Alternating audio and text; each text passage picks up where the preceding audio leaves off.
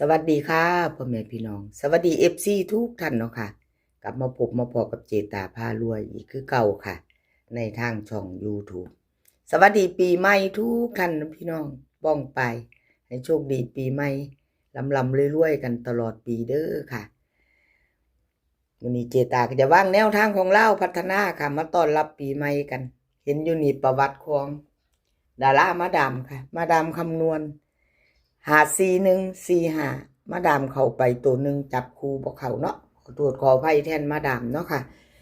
มาดามคนสวยรวยน้ำใจเพิ่นก็เข้าอยู่ค่ะตัวหนึ่งจับคู่บ่เข้าเนาะจับคู่บ่เดินบ่เข้าก็ไม่เป็นไรให้กำลังใจเหมือนเดิมคนสวยรวยน้ำใจไปต่อมือแรงกับเพิ่นมาดามคำนวณพี่น้องต้อนรับปีใหม่กับมาดามมือแรงกับขอบบุญขอบคุณมาดามคำนวณหลายๆเด้อค่ะที่ให้แนวทางมาบ้างทางช่องด้วยดีเสมอมาขอให้มาดามรวยๆเฮงๆปังๆสุขภาพร่างกายแข็งแรงให้โชคดีตลอดปี2026เนาะค่ะมาดามคำนวณไปต่อค่ะไปต่อกับเพิ่นมือแรงโชคดีปีใหม่กับมาดามคำนวณค่ะแนวทางใหม่เพิ่นมาแล้วมาดามคำนวณค่ะวิ่งรูดเพิ่นให้0กับ2ตัว4หาง0660806282เบิ้ลค่ะ0022 3ตัว3หาง0620820002วิ่งรูดเด่น2รอง0เด่น2ตัวเดียวรอง0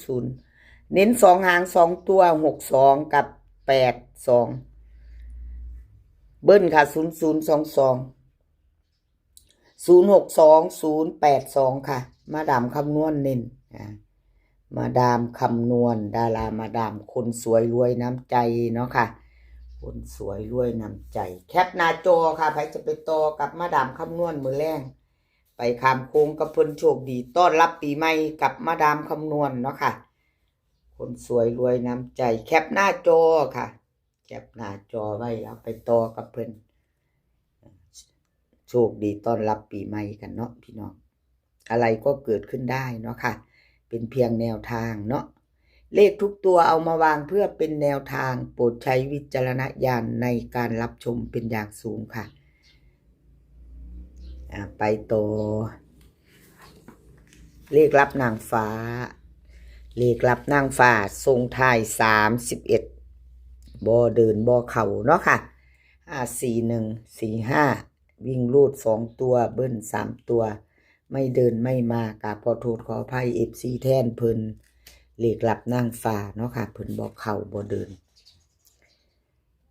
2งวดค่ะเจตาให้เบิ่งไปต่อกันกับเลขลับนางฟ้ามื้อแรงตอนรับปีใหม่กันเลขลับนางฟ้าค่ะเพิ่นให้มา3กับ5 2ตัว4หาง39593151เบิ้ลค่ะ33กับ55 3ตัว3หาง3593513353วิ่งรูดเด่น5ค่ะรอง3 2ตัว59กับ15 3ตัวค่ะ35359เลขลับนางฟ้า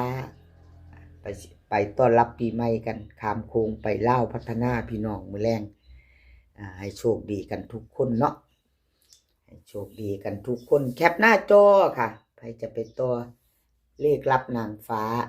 กราบขอบคุณขอบคุณเลขลับนางฟ้าหลายๆเด้อค่ะที่ให้แนวทางมาว่างทางช่องเนาะกราบขอบพระคุณเป็นอย่างสูง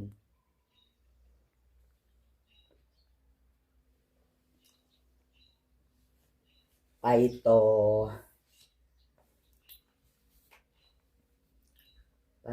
เป็นของ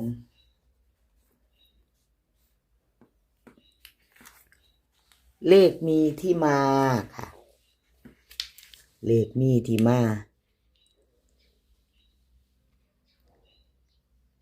เลขมีที่มาทรงท้ายปีเก่า541 3ตัวบน45ล่างเนาะค่ะ วิ่งรูด2ตัวเบิ้ล3ตัวหลุดไปเก่าหลุดไปใหม่มาแล้วปีใหม่พร้อมเจตาเป็นกำลังแรงใจให้คือเก่าค่ะกับขอบบุญขอบคุณเลขมีที่มาที่ให้แนวทางมาว่างทางช่องของเจตาเนาะกับขอบพระคุณเป็นอย่างสูงค่ะเลขมีที่มาวิ่งรูดเพิ่นให้1กับ2 3ตัวค่ะ3ตัว2ตัวโอ้ย2ปานใดยังว่า3อยู่เนาะพี่น้องเนาะเจตาวิ่งรูด1กับ2ตัว4หางค่ะ1718 2827เบิ้ลค่ะ11เบิ้ล11กับ22 3ตัวค่ะ128 127 112เด่น2ค่ะวิ่งรูดเด่น2ตัวเดียวรอง1 2ตัวค่ะเน้น2หาง28 27 3ตัวเน้นหางเดียว128แคปหน้าจอค่ะใครจะไปต่อกับเลขมีที่มา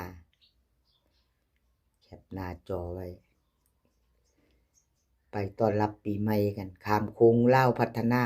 พี่น้องมือแรงให้โชคดีกันลุ้นกันเนาะลุ้นกันต่อไปต่อค่ะไปต่อช่อเชษชัยหนุ่มน้อยหน้ามนคนรูปหล่อช่อเชษชัยทรงท้ายปีเก่า31เก่าหลุดไปใหม่มาไม่เป็นไรเนาะค่ะเจตาให้กำลังแรงใจคือเก่าเด้อช่อเชษชัย